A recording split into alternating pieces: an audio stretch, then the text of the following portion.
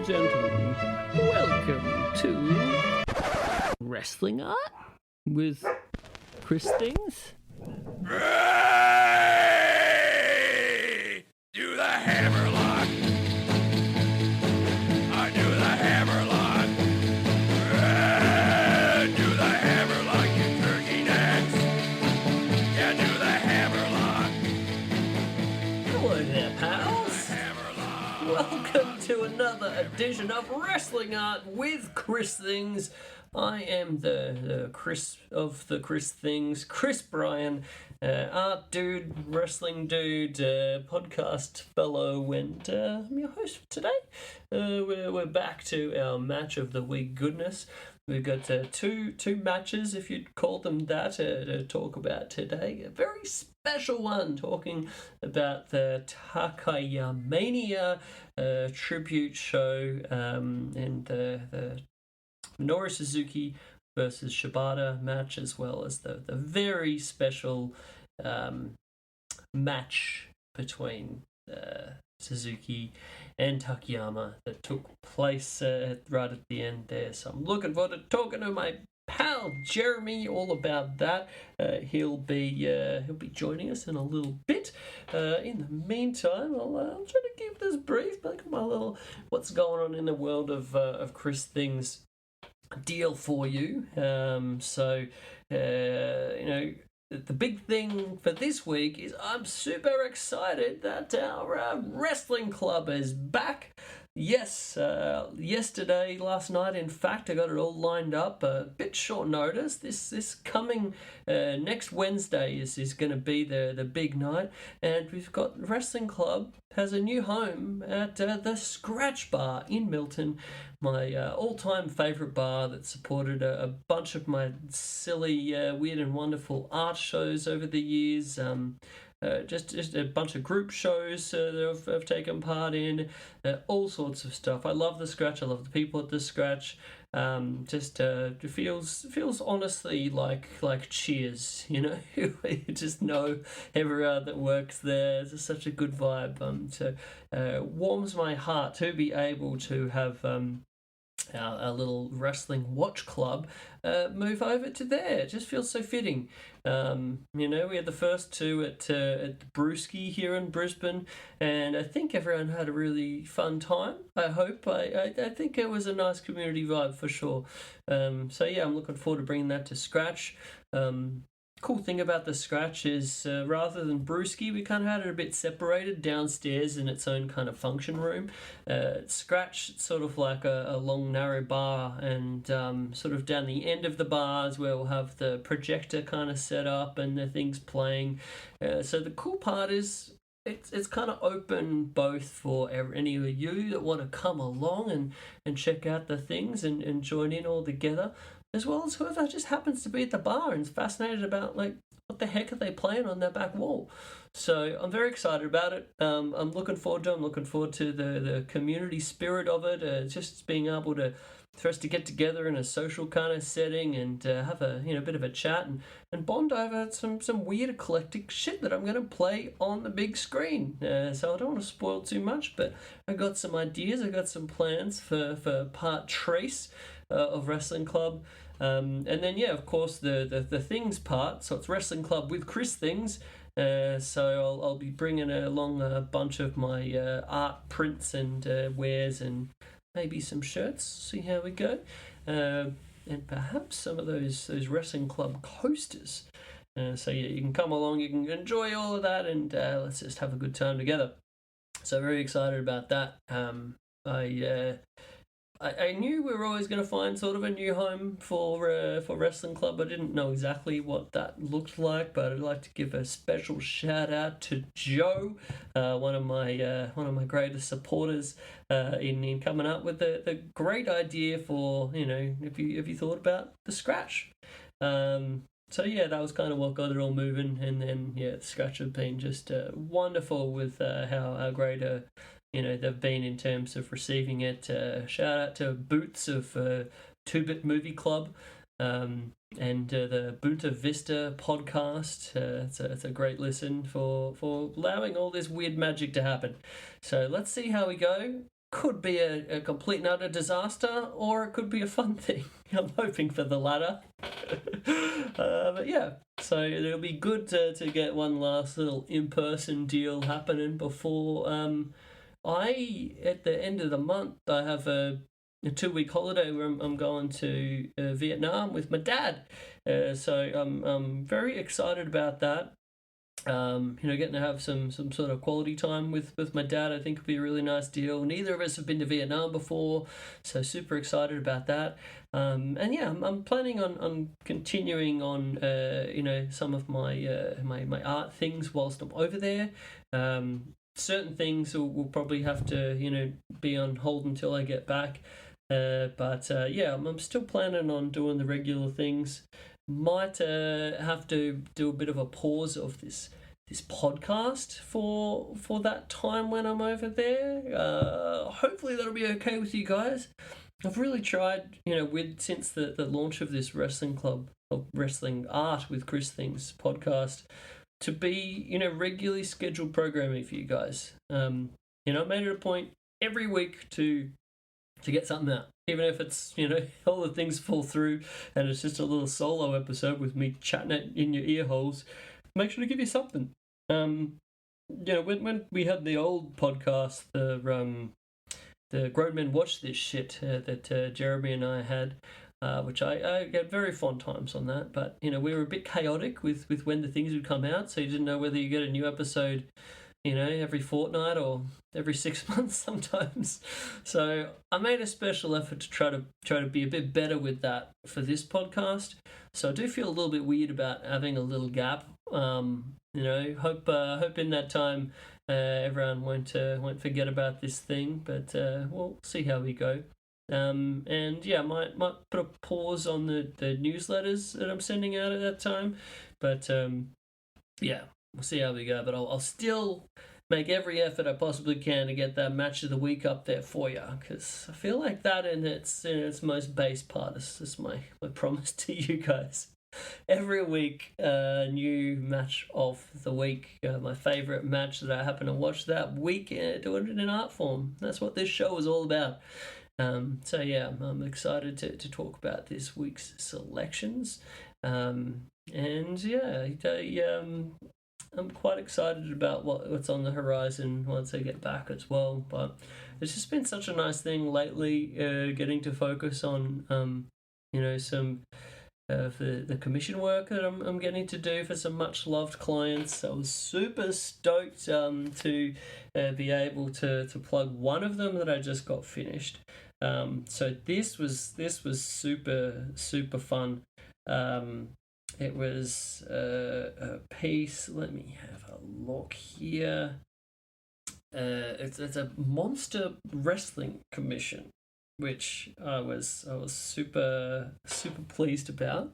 These wrestling toy characters, I guess, for King Mama Toys, by Cordell Cordaro, and so I got these characters, and he's like, "Hey, dude, could you do something up with these monsters wrestling one another?" And I was like, "Yeah, I'd love to do that."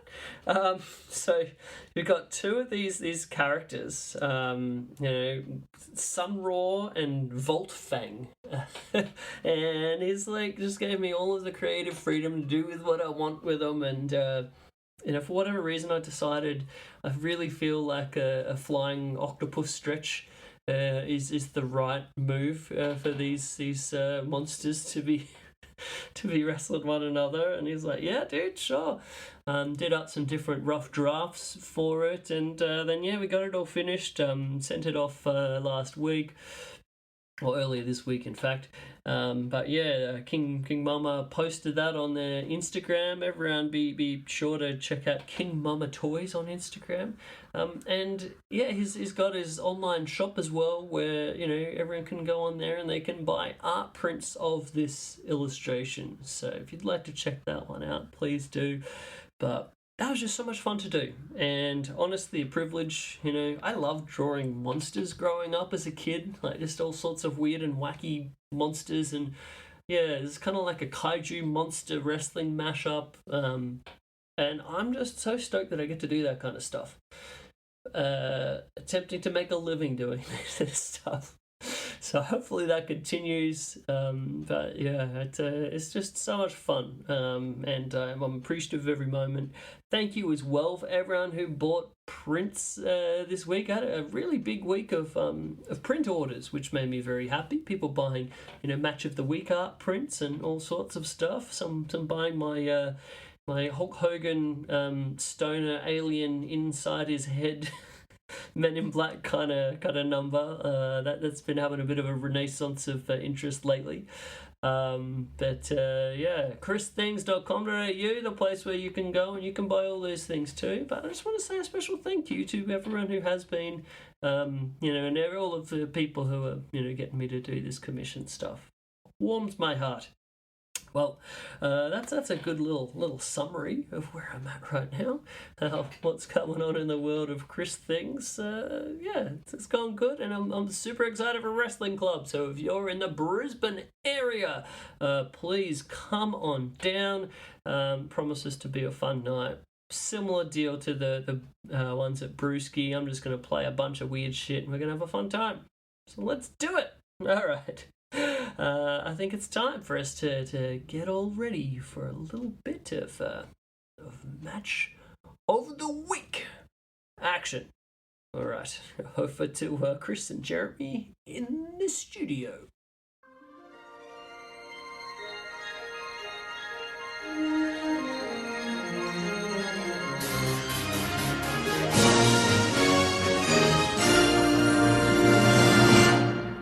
All right, ladies and gentlemen, I am back for another match of the week, double header match of the week with my dear pal Jeremy, Mr. James Vanderbeek. Welcome to the show, friend. Hey, buddy. Hello, everyone. I am in your ear canals. Hey, what's going on, everybody? It's good to have you back, friend. It's been a hot minute. Indeed, it's been a while. What's going on? Got something you want to talk about here?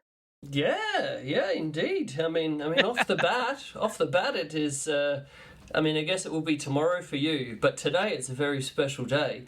I'm not sure if you're aware, friend, but today, the 19th of September, is the birthday of Blue Panther. Good golly, I had no idea. It comes closer every year. Faster it comes, man. I always forget Blue Panther birthday. Well, happy birthday, the Blue Panther. I guess early, but tomorrow this will be dropping, so I guess it'll work. Yeah. Depending on when you're listening. I think so. I hate time zones. It's so confusing. It really is. Like you're in a different day right now. That's bananas. Yeah, exactly. It's Thursday here. Chaos. Total madness. Chaos. We should really fill up an entire episode just talking about time zones. I feel like that'd be good content. Yeah, sure. Yeah.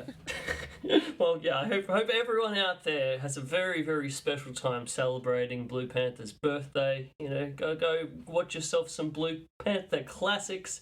I was just yesterday talking to the guys at the bar lining up the next wrestling club, talking to Boots about his recent trip to Mexico. He made it to Arena Mexico, and lo and behold, I believe his favourite part that he mentioned to me was getting to see Blue Panther. And this is coming from someone who has no knowledge of wrestling, no idea what they were seeing, just that this old man was amazing. And I'm like, yeah, that's him.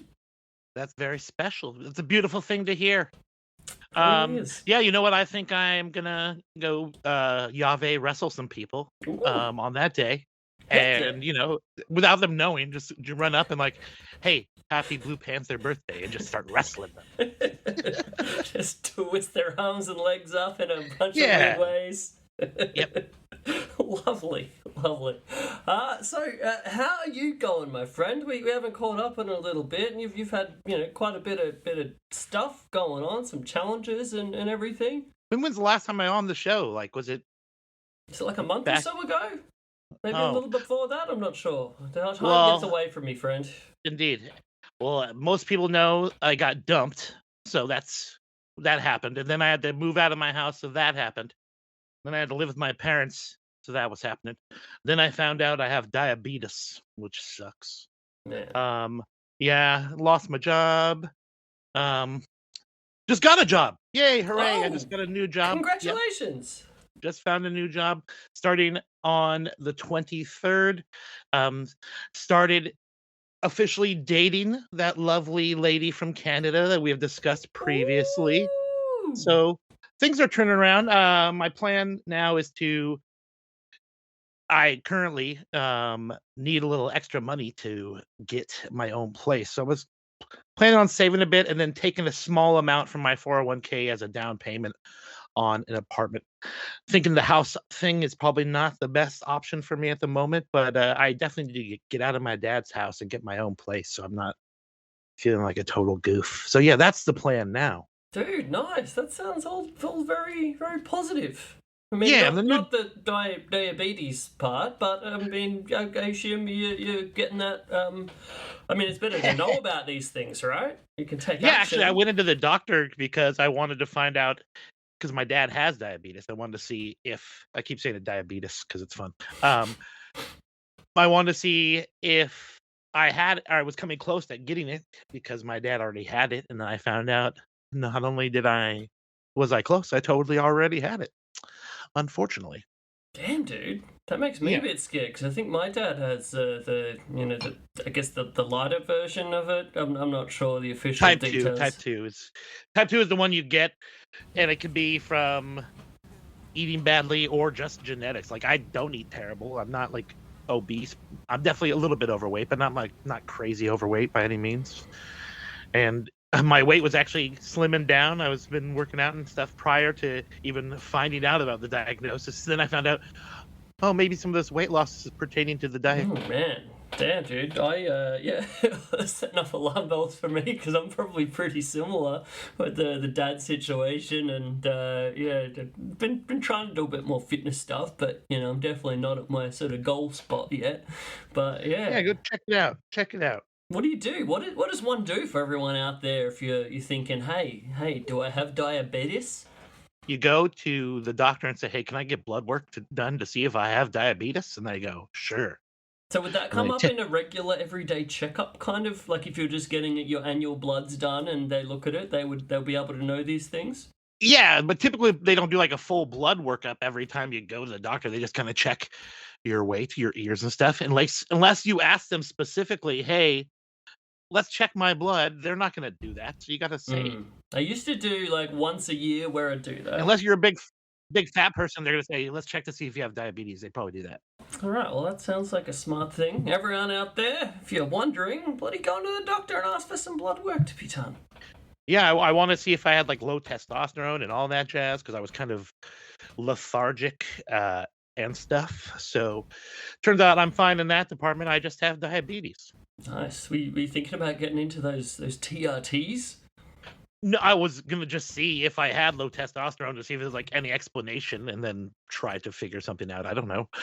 I'm not trying to get buff or anything, so I don't need to know any human growth hormone or any testosterone therapy. I don't think, but who knows? Give me some GHB, buddies. That was like the trendy wrestler drug of the late 90s, early 2000s, wasn't it? Yes, indeed. Hence my reference. Very, very good, very good. Maybe you can get some somas. Why not? Finally make the whole kit and caboodle of wrestling drugs. Yeah.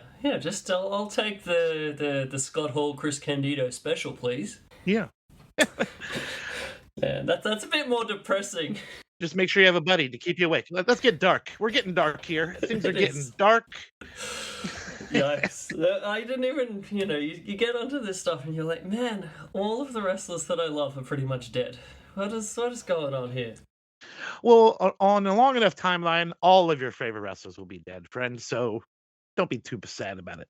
It's true. I mean, you have that grace period between the 50s and 70s where you're like, sort of like they die a natural death, I guess. And you're like, oh, man, bloody well good for Bruno Sammartino, 79 or whatever it was. Or, You know, getting to that age, I'm like, yeah, that's a bloody happy wrestler death right there.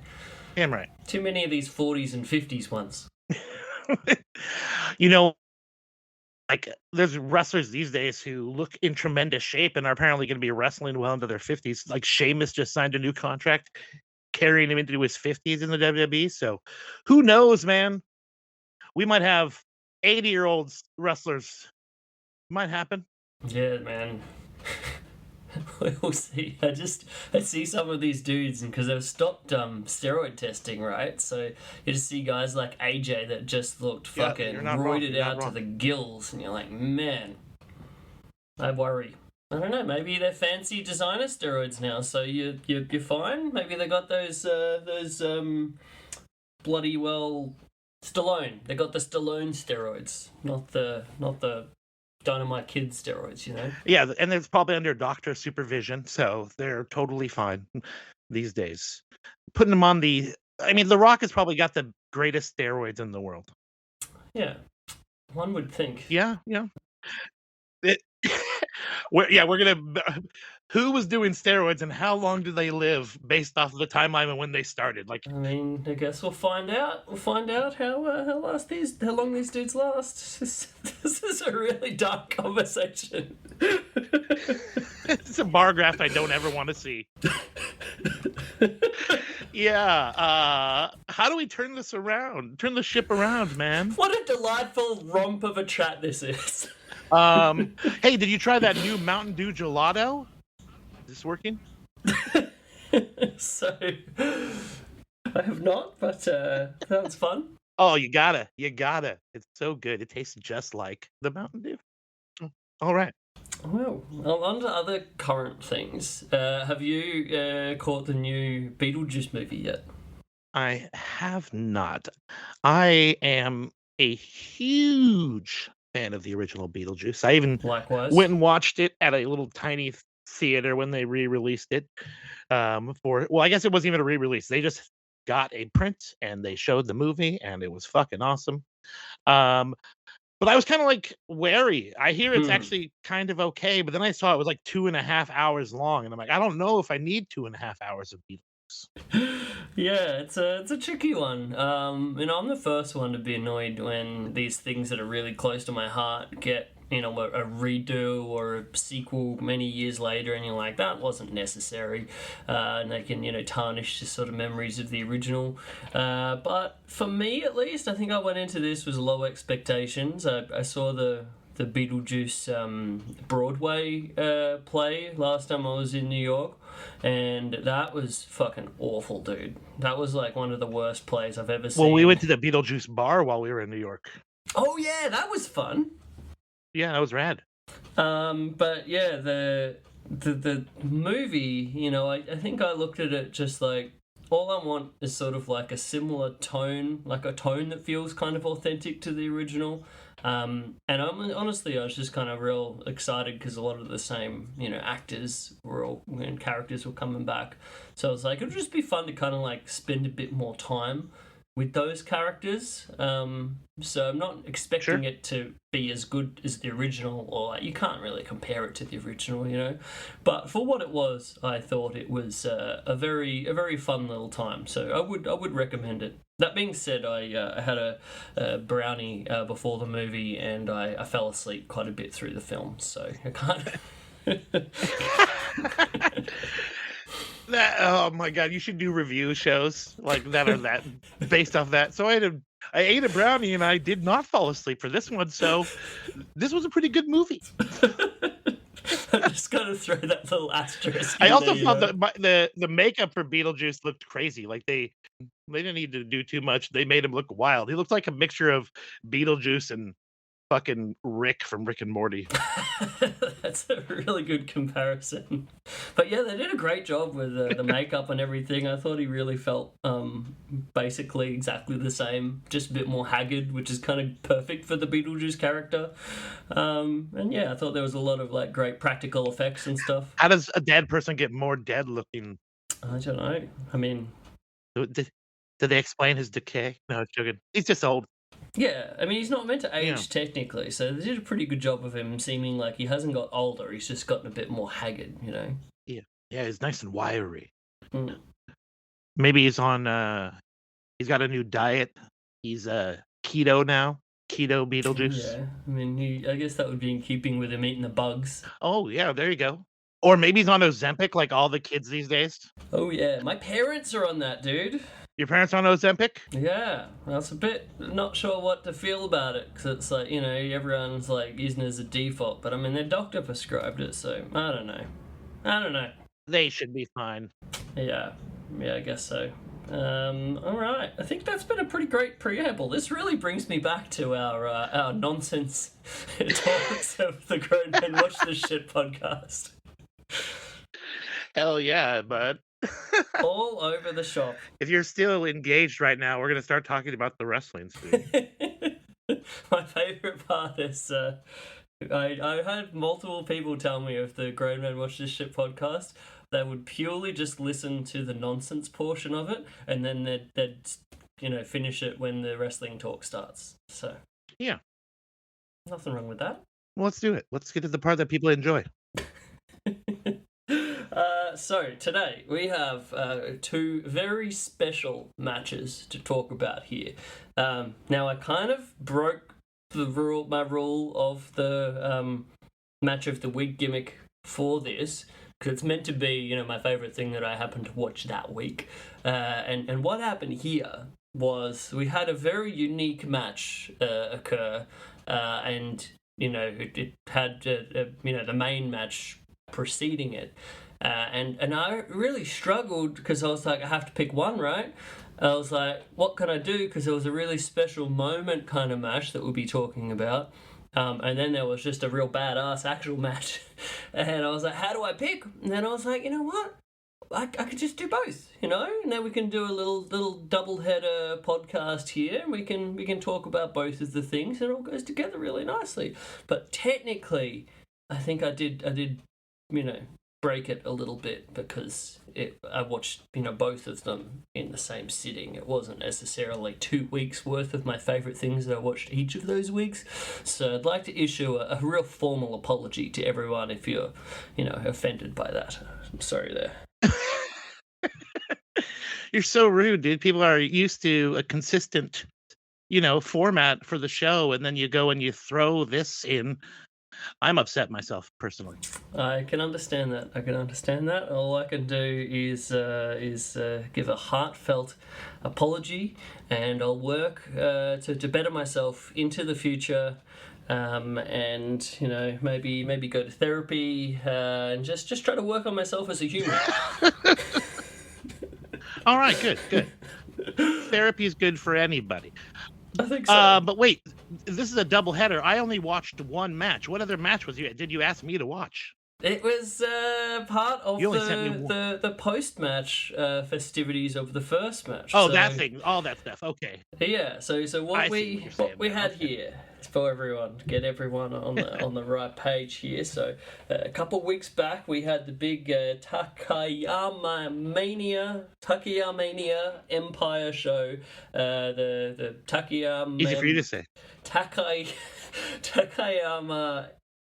Takayamania Empire III, the Takayama tribute show that Minoru Suzuki does in honor of his dear friend Yoshihiro Takayama at Korakuen, this being the third edition of it. It's sort of like a fundraising event as well to support Takayama's ongoing recovery after his very, very heartbreaking injury and paralysis. But this one took place on September 3rd of this year at Korakuen Hall, and yeah, we had the main event of was a tremendous match that was Minoru Suzuki versus Katsuyori Shibata that I just adored and can't wait to talk about. But then, as part of the post-match of that, we had the massive surprise of, because Takayama, hasn't been able to come to a wrestling show since his injury, and this marked the first time he made a surprise appearance in the post-match. They brought him out. First time he was able to actually be at a wrestling show. They took down the ropes. They lifted him up into the ring. First time he was ever able to actually be in a ring in like 7 years or whatever it's been. And just a heartwarming moment of him getting to be there. And Kobashi was there, and Muto, and everyone was there, and obviously Minoru Suzuki as well. And then we had the surprise where Suzuki challenged Takayama to a match. He challenged him then and there in the ring to get up out of his chair and to fight him. And everyone got out of the ring. Kohei Wada, the famed referee, jumped in. They rang the bell. Takayama did his best to get up out of the chair, to no avail, but he tried his best, and that's all we can do. And then they rang the bell. Well, I like how it was set up where they had Suzuki actually go into the far corner, and then they moved Takayama into the opposite corner before the face-off. So I thought that was a nice touch, yeah. It was bloody emotional as all heck. The Suzuki's words as well, to him of, telling him to get up, you bastard, and to fight him, and, if he can't, that's okay, and he promises to continue wrestling, until Takayama can stand in the ring to do this match anytime. So man, I was crying while I watched this, dude. Yeah, it was pretty moving. I didn't have any subtitles, so I'm just watching, but you could totally feel the emotion, and it could feel what was going on. And before I watched this, the internet was going wild, and I saw the moment. I'm like, this is so badass. It's so awesome, and such a show of respect from one guy. Two legends, legitimate from one to another. So really beautiful. Understandable why you teared up, buddy. Yeah, and both of them were crying as well, and the Suzuki's done a lot for Takayama after the injury. I constantly see pictures of him on his feed of him like visiting him in the hospital, and when I got to go to Suzuki's pile driver store in Harajuku in Japan, he has a lot of things on sale that are merch to raise money for Takayama. He's got the Takayama donation box there as well. So yeah, it was a really heartwarming thing to see, and one of those sort of moments that.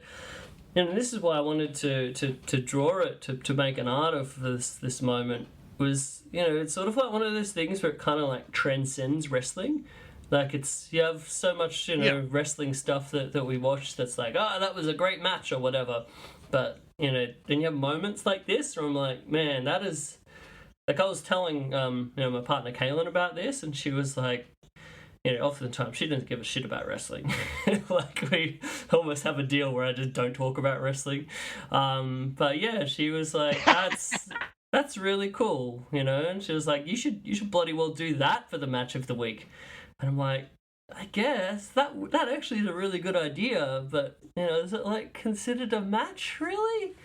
And she's like, the bell went. I'm like, yeah, you're right. It was a match, and that was what officially gave me the thing to do it. But yeah, just one of those moments where there was no closing bell. Technically, is the match still going on right now?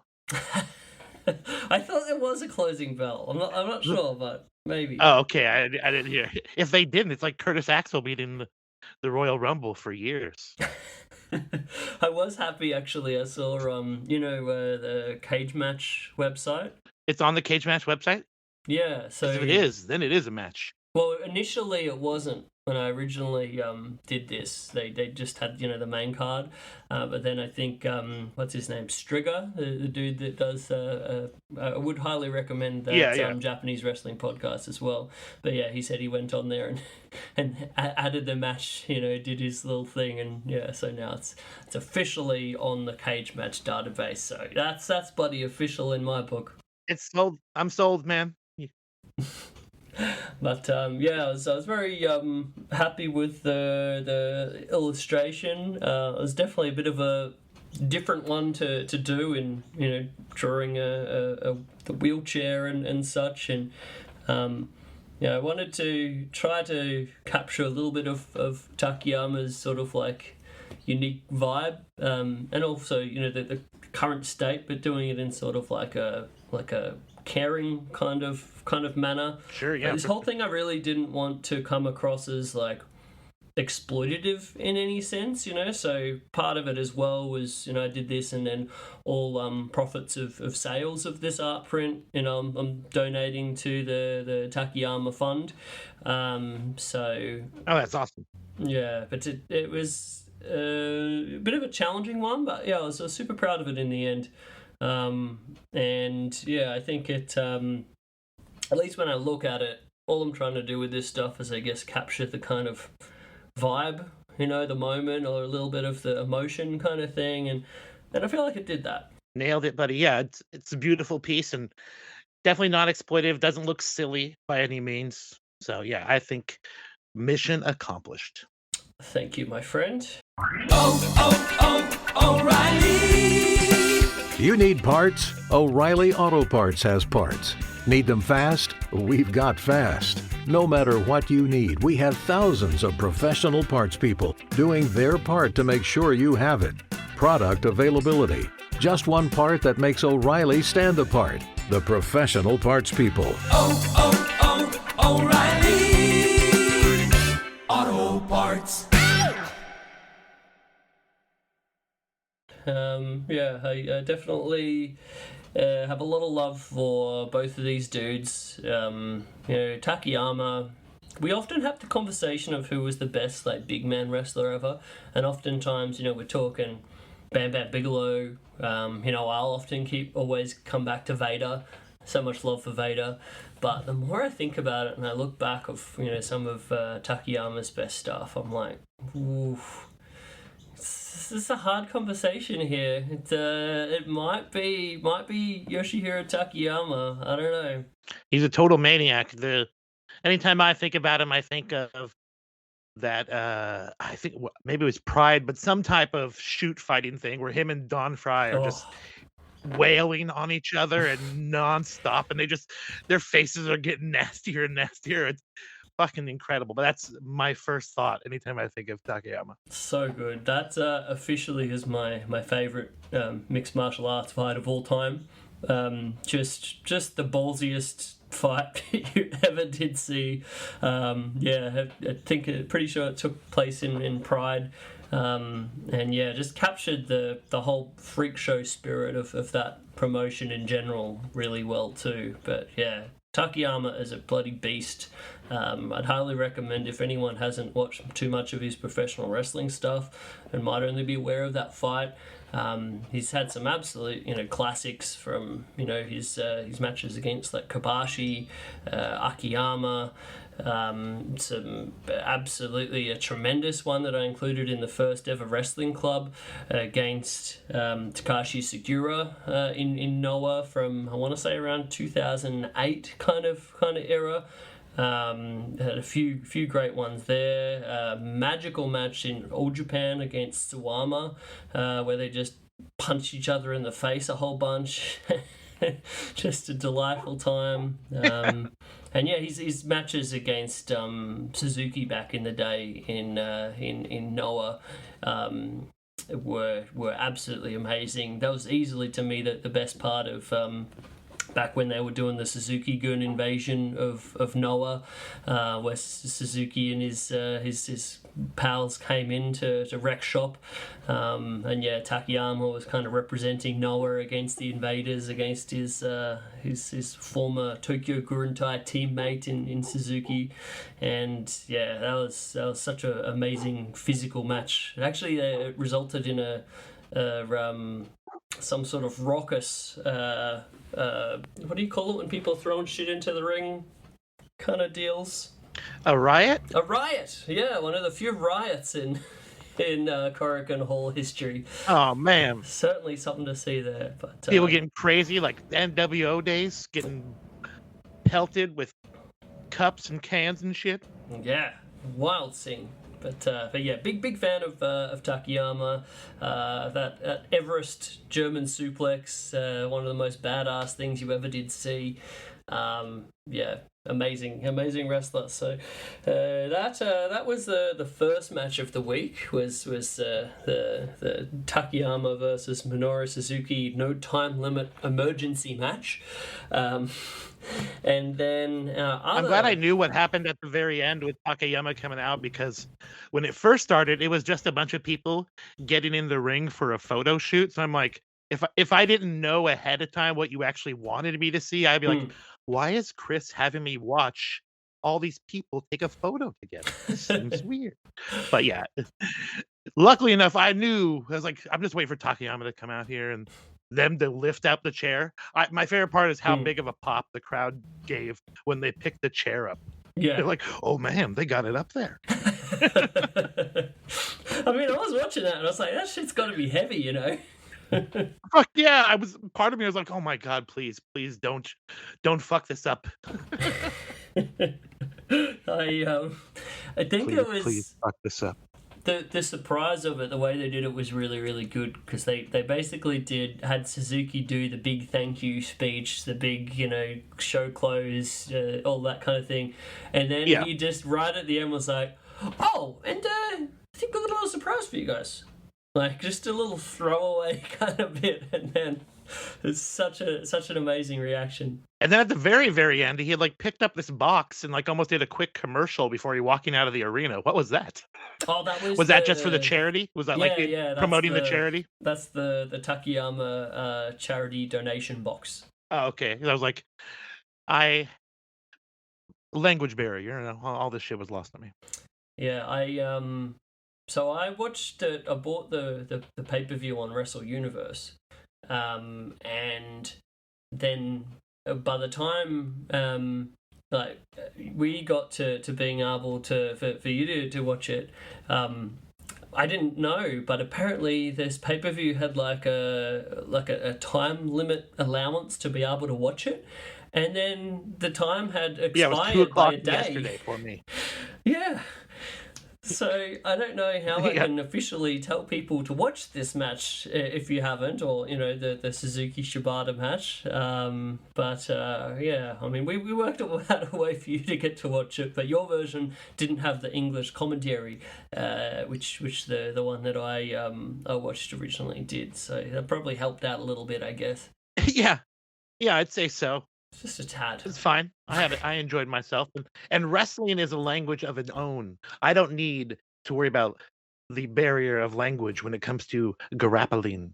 And I just said that to sound especially pretentious. The universal language of the graps. The graps. So winding the clock back.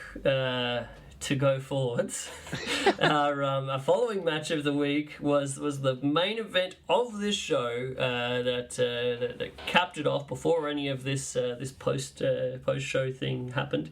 So the advertised big main event was Minoru Suzuki versus Katsuyori Shibata, and I was super stoked on this for a variety of reasons. I always.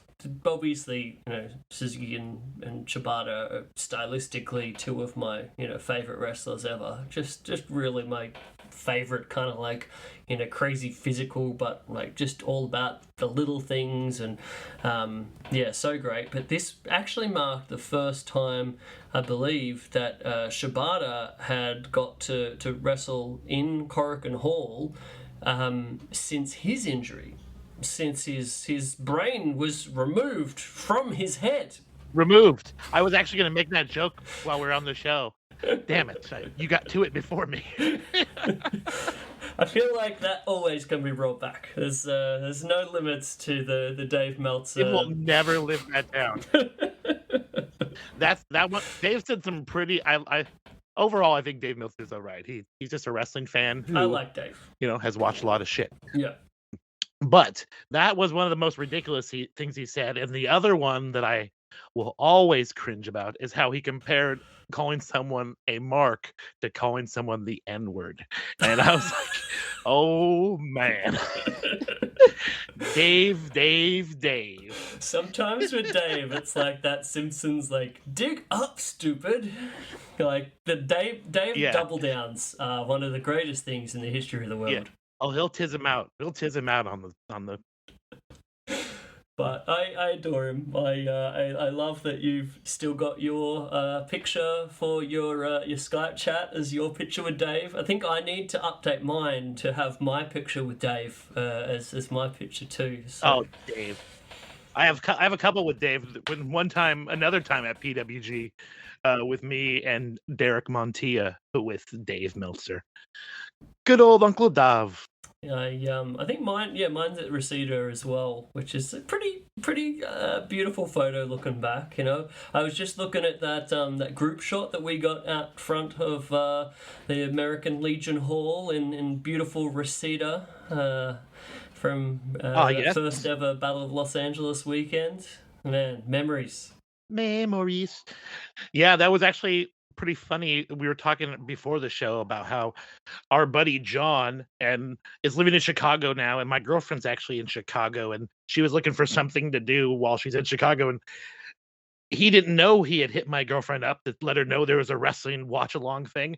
But I told her about how we went to fucking Mexico with this John Crafts randomly, and he told her the story. He's like, yeah, we went to Mexico with Jeremy. He's like, what a small fucking world.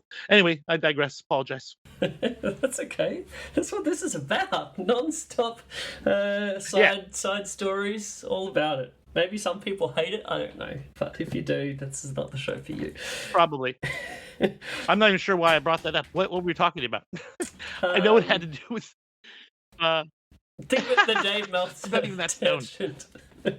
Oh yeah, and Reseda and shit, and good times and memories. Yeah, about how our John Crafts, who we've gone to Bola with, and during that Bola trip, we went to Mexico. Happened just to be talking to my girlfriend randomly on another website. So fucking weird and small world. Anyway, let's get back to the wrestling show. So, on the note of Shibata's brain being removed from his head, he came back, and this was his first time ever wrestling in Korakuen Hall. Because I still don't know what was the deal with New Japan no longer allowing Shibata to wrestle there. I don't know whether there was something where they were like, their doctor was like, you should definitely never wrestle ever again. And then that memo just didn't get to, AEW and Tony Khan or something. I'm not sure, but I mean, I'm glad that by the looks of it, he's able to do his thing, and he's doing it to a tremendously high level again, and I'm super happy to see it. Seems like it was a real kind of emotional moment for him to walk through that curtain into Korakuen Hall again. And yeah, to get to see him tangle it up with Minoru Suzuki once more. I think the last time they wrestled was during the last year when Shibata had the injury, that had the match against Okada and had the big brain issue and everything. Earlier in that year, they had a match in the opening round of the New Japan Cup. That was, also fantastic. But it's gone back a bit of a while. So I thought it was something super cool to get to see Shibata in this setting. I think the only time he wrestled after his injury in Japan was that one against Tom Lawler. I'm not sure if you recall that. I just get nervous and uncomfortable every time I see Shibata wrestle. Like, I know he's fine. Apparently he's fine. But I'm still like, man, if somebody hits him wrong, things could go really bad for this guy all the time. So I'm glad he's being safe as much as possible out there. But yeah, I will be 100% honest. The whole time I'm like, oh my God. I guess it goes both ways. You have to be like, well, this is what this dude wants to do. So if he dies in this ring, that's his call, I guess. Yeah, it's intense way to say it, but for sure. One thing I will say is Shibata's music, it comes out sounding like a 90s slow jam, and I love it every time. It's the best. Oh, it's like the best of the kind of like happy boppy punk music that I really kind of like. Like, it gives me a little bit of Bouncing Souls kind of vibes a little bit. Yeah, at the very beginning though, it's like all like the slow piano, and it's like Mm. someone's gonna try to invite you into their bed. Yeah, it's pretty sexy. Oh, that's so yeah. We get this match, and everyone I think's expecting like how what's gonna happen here, and we get to it. We get some great sort of like a cool grappling exchange like early on, and then we settle into a bit of a chop exchange. And I was like, oh, this is A pretty bit of a sick. cup exchange. And then that chop exchange continued. Honestly, that's how I felt about it earlier. I'm like, at first, I'm like, all right, nice. This chop exchange starting after a little bit, and I love like the initial approach to both guys trying to say, I ain't even fucking with this. No big deal. Not painful at all. Swiping it off. Shibata's like, this ain't a thing, and then they kept fucking going. They sure did. I at one point, I'm like, I messaged Rachel. I keep talking about her. And I'm like, 15 minutes in of this, and it's all chops. And then by the end of it, I'm like, this whole match has been chops. It was, I've seen some great chop exchanges in my days watching the wrestling. You think back to that epic Kobashi versus Kensuke Sasaki match from the big Noah Tokyo Dome show back in the day. Some of the Go Shiozaki kind of like chop fest matches over the years. Some of those Wahoo McDaniel Ric Flair matches back in the day, but nothing like this. But this was literally, I think, the longest chop exchange I've ever seen in all of my years watching wrestling. Agreed, 100%. And I just loved like the range of emotion these guys were showing like throughout the time. Like the grimaces that Suzuki does that are essentially comedy facial reactions are so amazing. For a guy who's like really legitimately scary, he's an underrated comedy wrestler. I mean, I didn't even think of it as sort of comedy. Like, I don't know. I think of it sort of like that Terry Funk kind of thing, Oh, it's him definitely trying to be funny. Where it's like That's sort comedy. of If you're trying to be funny, but like bringing brevity a little bit, perhaps, rather than like complete. It's not like it's slapstick comedy, Like, I'm not sure if you saw earlier in this show, there was a match where that one of our favorites from Sendai Girls, that what's her name, Saka or something, the lady that does tremendous comedy stuff. Yeah, so she had a match where she basically did a cosplay of Takayama, and she had these like enormous boots that she was wrestling I saw that shit. That was so hilarious. Yeah, that was fucking hysterical. And that was total comedy, and it was amazing. Mako trying to stand up to her. Yeah. Yeah. And then wrestling Satomura of all people as well. Fucking A. Man, I highly recommend that too. That was something else. And everyone was just really concerned about her like falling out of these enormous boots and breaking a leg or something. It's pretty good. Yeah, when I saw pictures of that, I was like, that's one of the funniest things I've ever seen. Like, oh, fucking classic. Oh, man. So good. But so that's what I mean, like, I guess different levels of comedy perhaps, but yeah, sort of like Suzuki does have a delightful sort of like little bit of sort of like goofy tongue-in-cheek brevity that he brings throughout this. There's Groucho Marx, and then there's the Three Stooges. It's like, different stuff, but all comedy.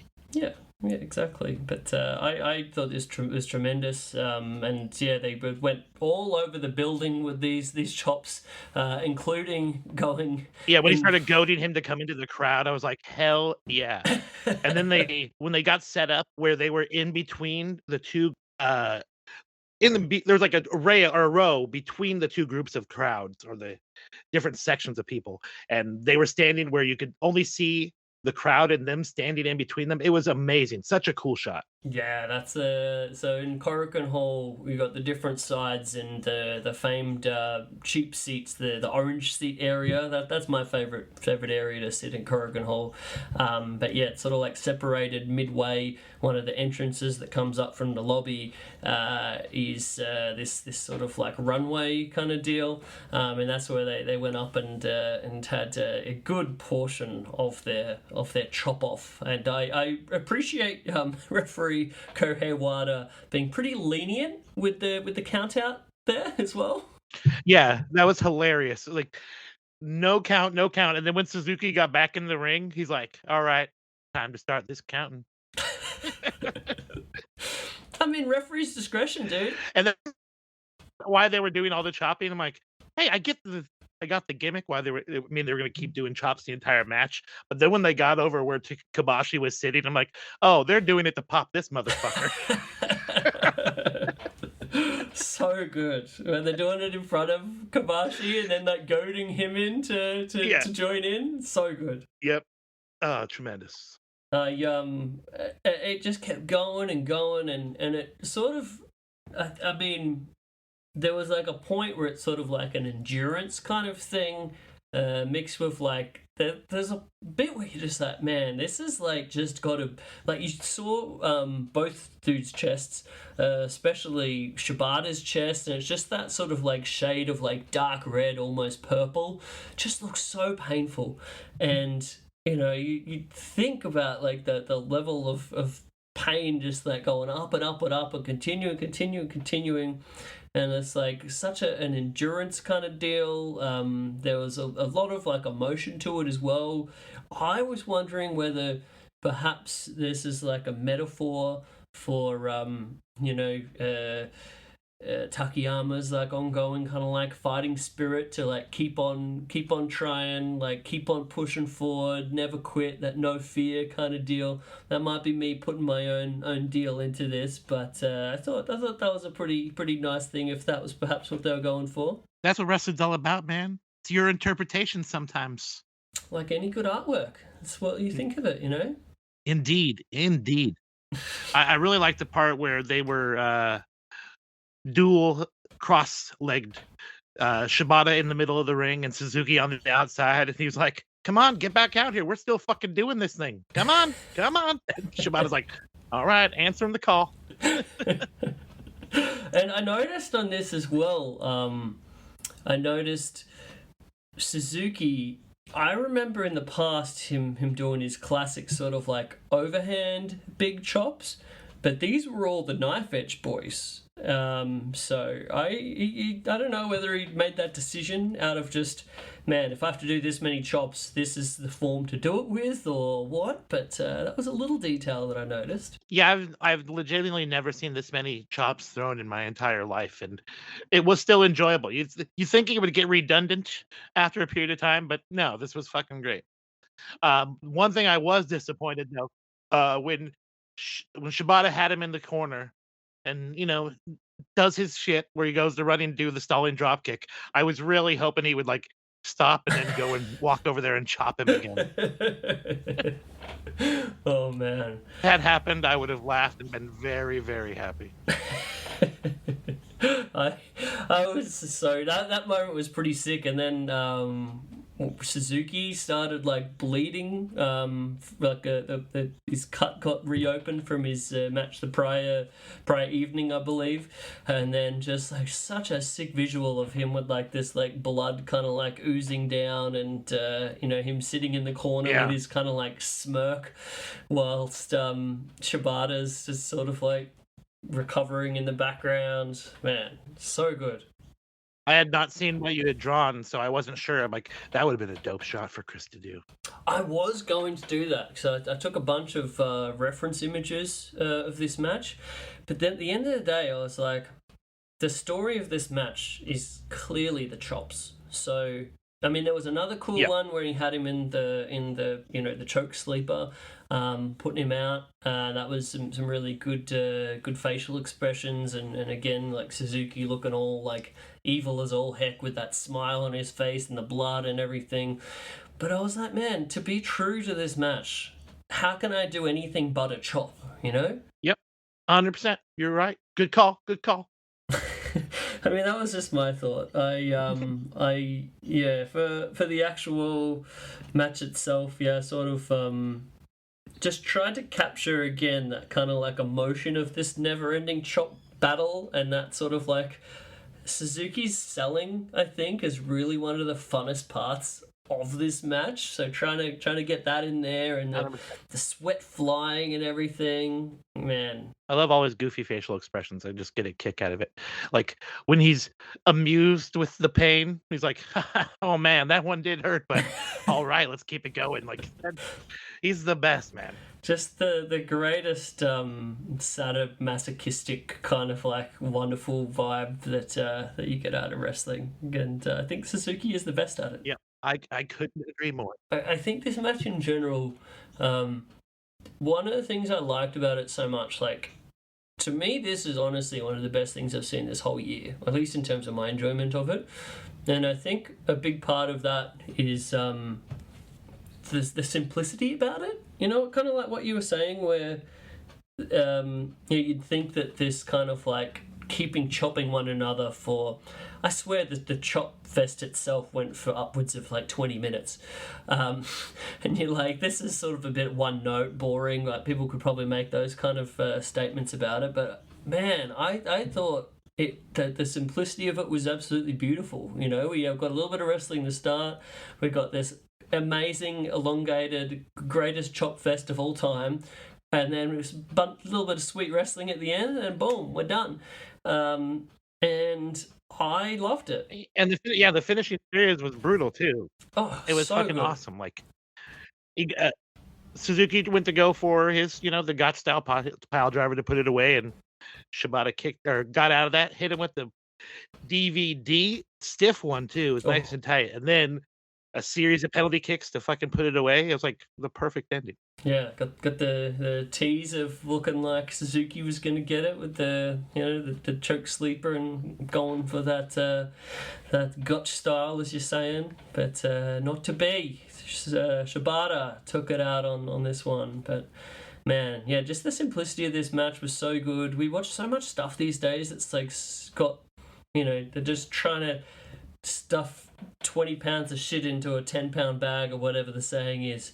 Just like the more elaborate and more intricate, choreographed kind of stuff. It's like real cutesy and real clever and all this kind of thing. And then you just watch something like this. It's like so simple, but so amazing.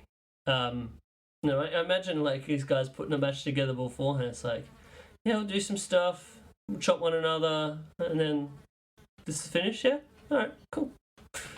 Like, I just adore. Is there a fly buzzing around you, Chris? There is a blowfly. I can hear it. Your microphone is picking it up. Hello, friend. All of a sudden, I just hear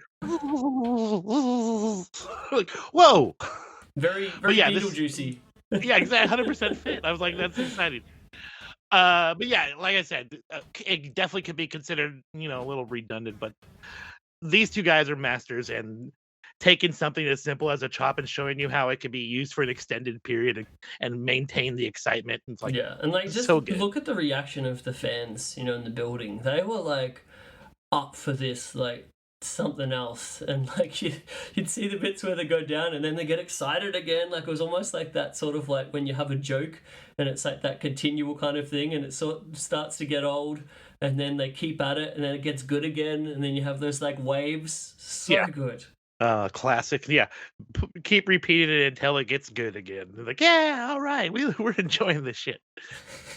But yeah, this is one of those matches where we see a lot of wrestling, and some certain things that you will never forget in their originality, and I don't think I will ever forget this match of the longest chop fest that I've ever seen until my dying day. I concur, sir. I concur.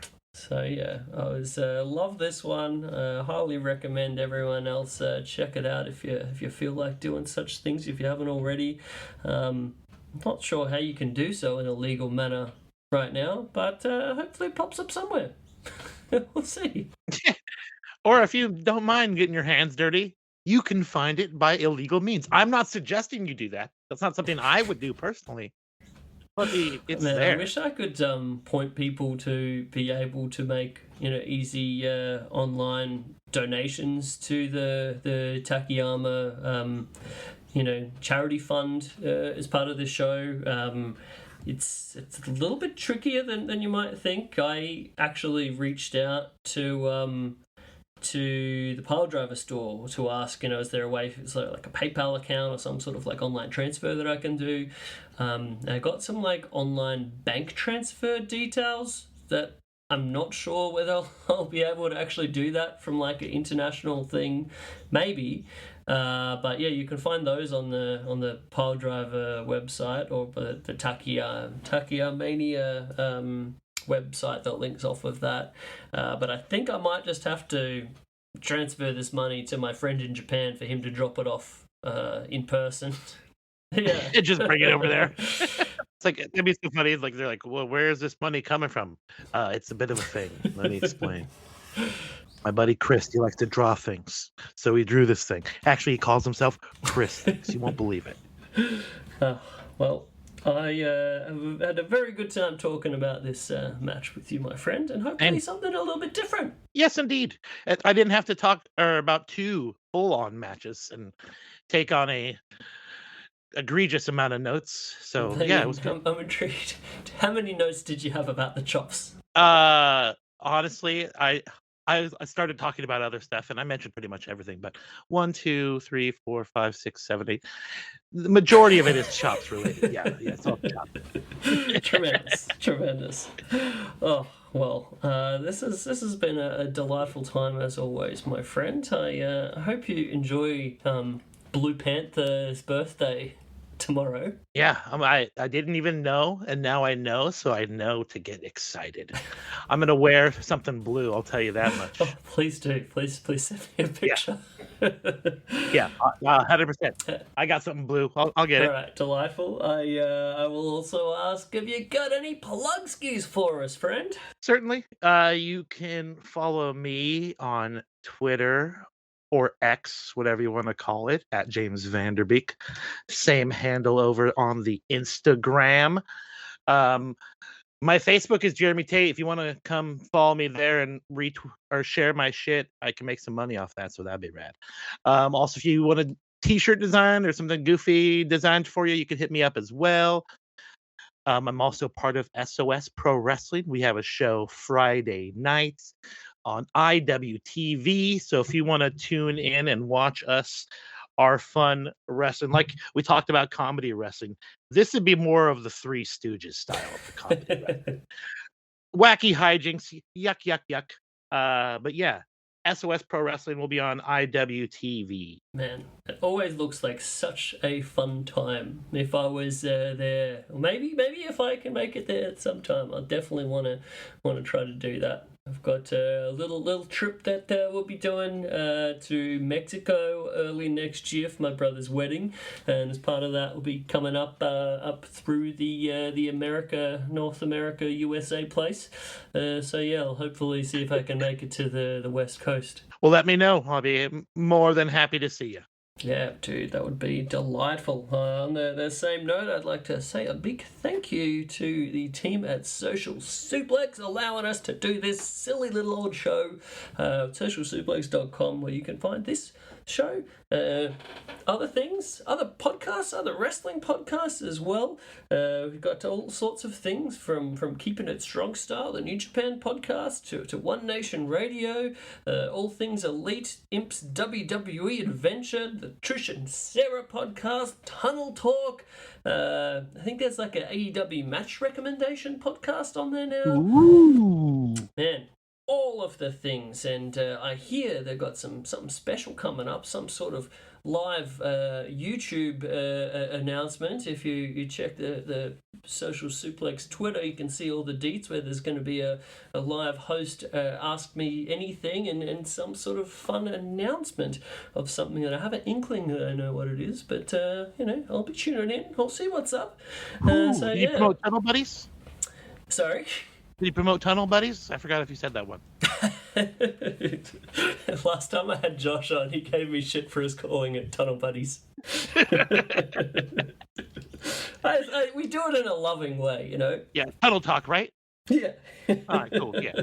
If you'd also like to support the show, you can you can make sure you're signed up, you're subscribed in the iTunes. You can do a little review ski, that helps. You can do donations. You can go to christhings.com.au and you can buy yourself a sexy art print, whether that be a match of the week kind of one or some sort of spaghetti western lucha libre little dude, all sorts of stuff. So it's a good variety up there, I would say.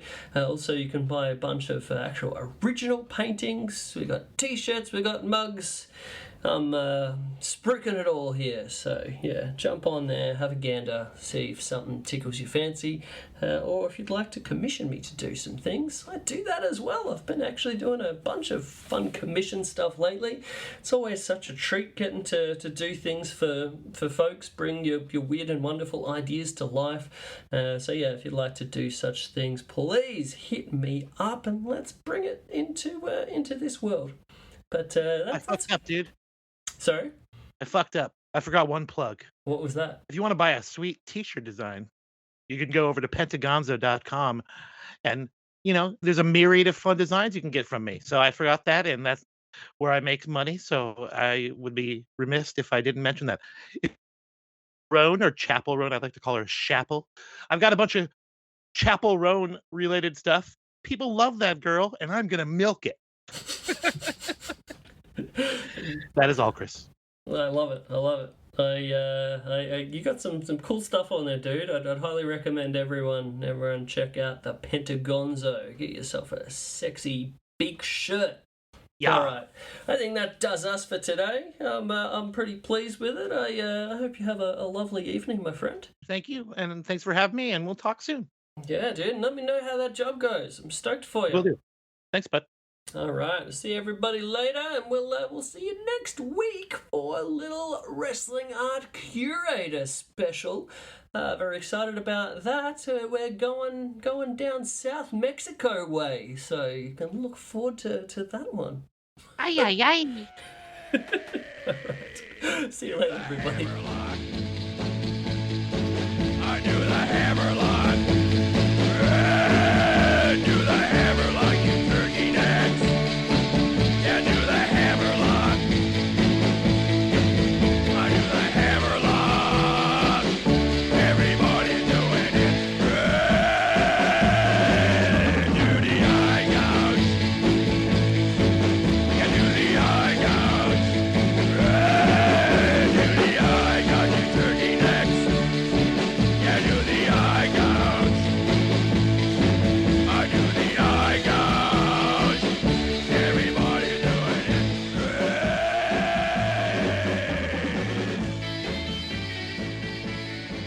Okay, you turkey nuts.